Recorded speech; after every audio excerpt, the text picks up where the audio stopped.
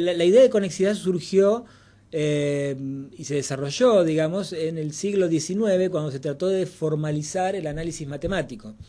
Entonces empezaron a ver determinados teoremas, por ejemplo el teorema de Bolzano, donde uno quería ver en qué conjunto de puntos ese teorema y qué conjunto mínimo de puntos ese teorema era válido. U otros problemas, otros teoremas, por ejemplo, uno en la escuela secundaria suele, cuando enseña derivadas, dice, bueno, la derivada de una constante es cero. ¿Sí?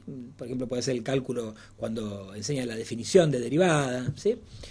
Y en general uno aplica el recíproco, dice, bueno, si la derivada de una función es cero, entonces la función es constante. Si la derivada de una función es cero, entonces la función es constante. Bueno, eso no es necesariamente verdadero. Eso es cierto si el dominio de la función es conexo. Pero si el dominio de la función es conexo, entonces esa afirmación no es verdadera. Por ejemplo, yo podría tener una función que en una parte esté definida como f de x igual a 1 y en otra parte esté definida como f de x igual a 2. Y la derivada de esa función es 0. Por lo tanto, yo puedo tener una función cuya derivada es 0, pero esa función no ser constante. Tiene dos valores. ¿Sí? Lo mismo sucede, por ejemplo, con cuando uno define la idea de una función creciente. Cuando uno define la idea de una función creciente, enseguida la imagen que uno le viene es la imagen de algo que va subiendo, digamos, ¿no?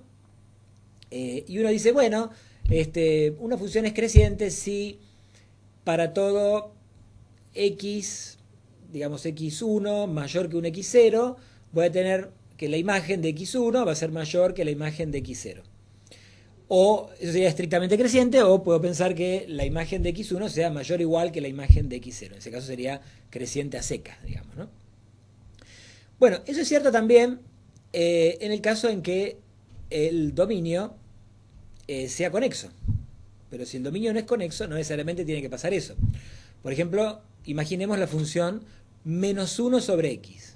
Menos 1 sobre x. Una hipérbola donde lo que sucede es que cuando tengo los valores del dominio de las x negativas, entonces ¿qué pasa? Cuando tengo un valor del dominio de la x negativa, mi función es positiva y a medida que me arrimo al cero, o sea, a medida que voy tomando valores cada vez más grandes, menos negativos, la función se va haciendo más grande. Eso cumple con lo que veníamos diciendo hasta ahora de que sería una función creciente. Ahora, cuando estoy en los positivos, tomo un valor de cualquiera de los positivos y sucede que ese valor, por ejemplo, tomo el 1. Acuérdense que la función era menos 1 sobre x, ¿no? Tomo el 1. Bueno, la imagen es menos 1. La imagen es menor que cualquiera de las imágenes de las x negativas. Por lo tanto, no es cierto que para x mayores tengo imágenes mayores. Eso es cierto si el dominio es conexo. El problema de ahí es que esa función no tiene, o digamos, donde estamos pensándola, por lo menos, que sería, supongamos, qué sé yo, entre algún valor menos 5 y 5, ese dominio no es conexo, porque no está definido en el cero. Bueno, el problema de la conexidad y de entender qué es la conexidad, uno tiene una idea intuitiva pensando en conexo como algo, como decíamos, de una sola pieza, de una sola parte, que no se puede separar, digamos. Pero tiene, conceptualmente, cuando uno va a lo formal, una contra, digamos, si se quiere, una dificultad epistemológica, que es que se define por la negación. Es decir, un conjunto es conexo si no es no conexo. Un conjunto es conexo si no es disconexo. Entonces uno tiene que pensar primero, bueno, ¿qué es un conjunto no conexo o disconexo? La idea es la siguiente: yo puedo tener un conjunto, en ese conjunto tener dos puntos, y esos puntos poder cubrirlos con abiertos, o sea que esos puntos pertenezcan a dos abiertos, de manera tal que esos abiertos sean disjuntos. Entonces, si pasa eso, ese conjunto es no conexo. No conexo. ¿Está bien? O sea, en los no conexos yo puedo tener dos abiertos disjuntos que no tengan elementos comunes, ¿sí? Y la unión de esos abiertos, bueno, me puede dar el conjunto total, por ejemplo. Eso sería no conexo. ¿Está bien? ¿Qué es lo que es conexo? Bueno, conexo es justamente cuando no pasa eso. O sea que lo que me está pidiendo en realidad para que sea conexo es que yo pueda encontrar, digamos que no pueda encontrar esos abiertos, tales que la intersección sea vacía y que juntos, unidos, me den todo el conjunto. Todo el conjunto. Vamos a ver algún ejemplo. Podemos pasar. De hecho, es más fácil encontrar ejemplos de cosas que no son conexas que ejemplos de cosas que son conexas. Vamos a pasar a la placa y voy a tratar de explicarles en la placa el simbolito que no apareció, cuál es, o los simbolitos que no aparecieron, cuáles eran. Empezamos primero entonces definiendo qué es disconexo, y justamente es lo que les acabo de decir, que un conjunto es disconexo si yo tengo dos abiertos no vacíos, llamémosle U y X, que no tengan elementos comunes, o sea que la intersección es vacía, pero los elementos no son vacíos, tal es que X lo puedo escribir como, y acá falta un simbolito que es la unión, como la unión de los dos conjuntos. ¿Está bien? O sea, X lo puedo pensar como la unión de los dos conjuntos. Por ejemplo, supónganse que yo tengo la recta real y a la recta real le quito un punto. Supongamos que le quito el punto 1 o el punto 0 si quieren. Entonces ahí tengo un conjunto formado por dos conjuntos abiertos, uno que va desde menos infinito hasta 0 y otro que va desde 0 hasta infinito. Esos conjuntos son abiertos, son disjuntos, son no vacíos, y entonces ese conjunto X, que sería la recta real menos un punto, eso no es conexo, ¿está bien? O sea, es disconexo.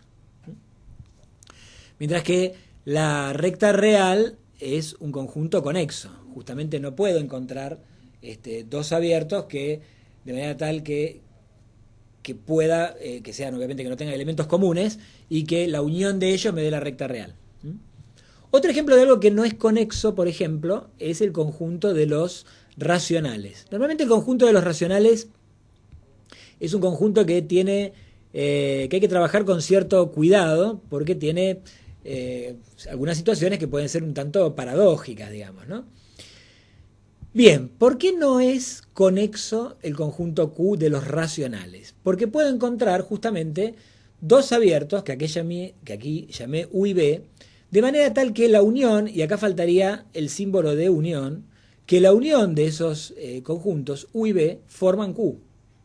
De hecho, cuando uno tiene esa situación, se dice que U y B forman una separación del conjunto, en este caso del conjunto Q, o más generalmente del conjunto X. Bien, ¿cuáles serían esos abiertos?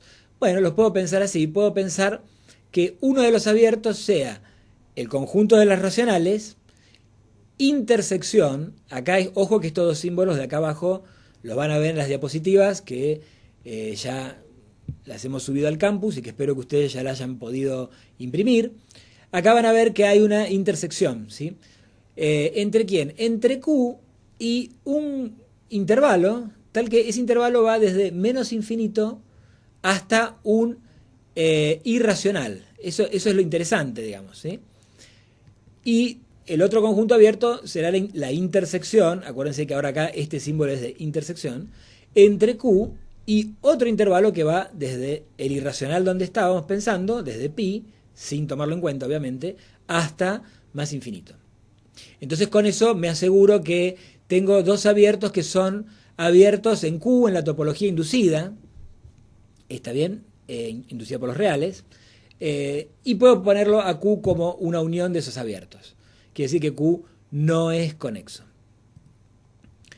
Bueno, podemos volver y vamos a ver dos cositas más todavía con respecto a la conexidad, que tienen que ver con lo siguiente. Cuando empezaron a tratar de demostrar estos teoremas que hablábamos del análisis, se intentó ver, decíamos, en qué conjuntos eran válidos esos teoremas, y se empezó trabajando con una idea distinta de la que tenemos hoy de conexidad, que es la que se llama arcoconexidad o conexidad por caminos. En nuestro caso los ponemos como sinónimos, hay algunos autores que hacen alguna pequeña diferencia, yo no voy a entrar en eso para no confundirlos, y para seguir justamente un poco la tónica de lo que estamos trabajando en las unidades y en este caso el criterio que utilizamos, ¿sí?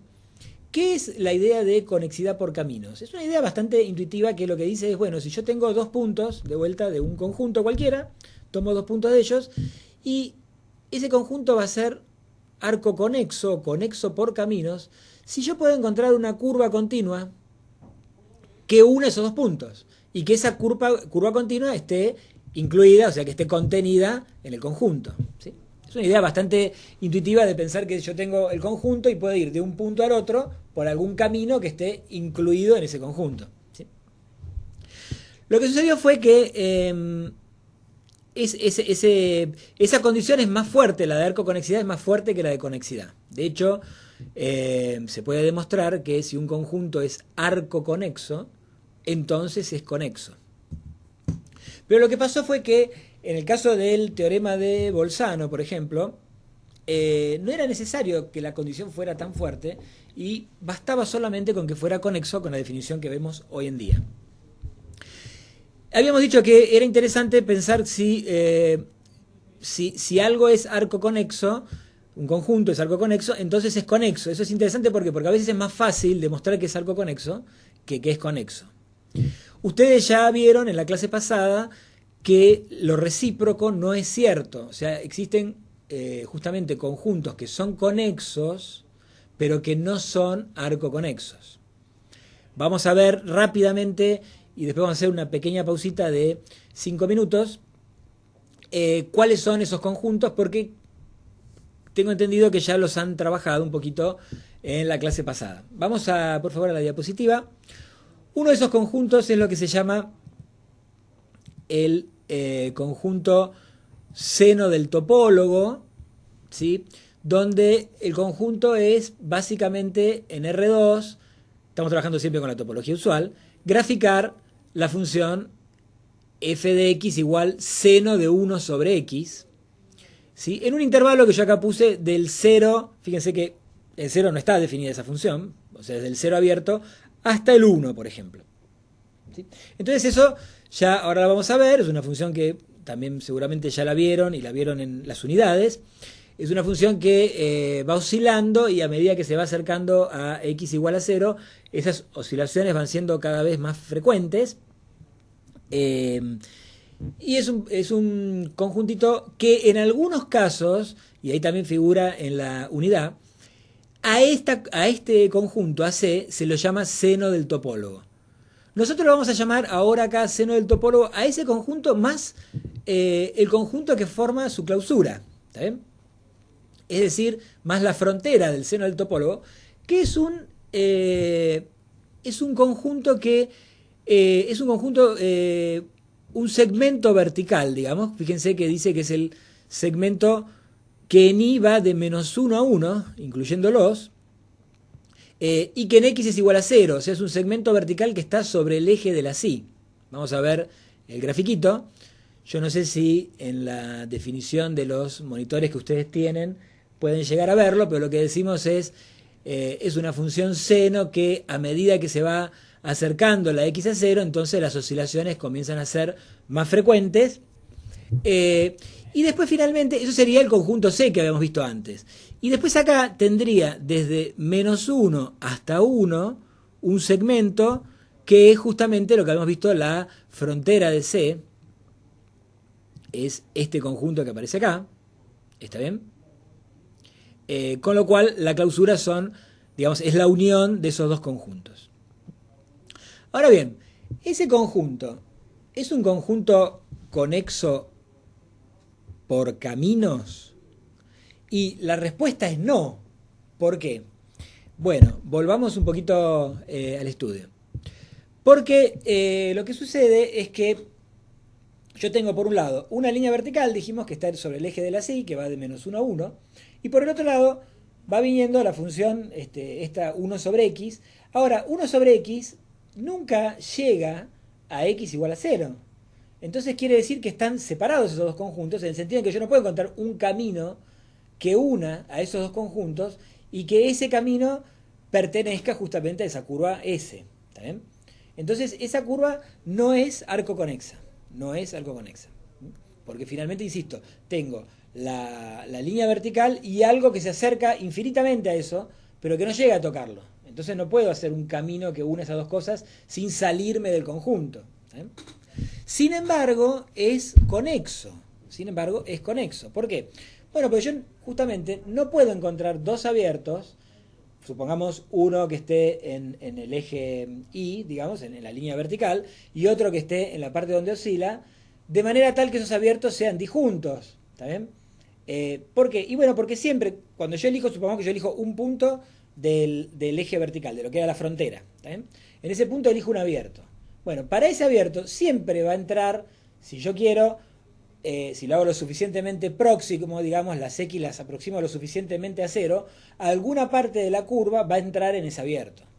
Entonces, en ese caso lo que va a pasar es que no es no conexo, por lo tanto es conexo. ¿Sí?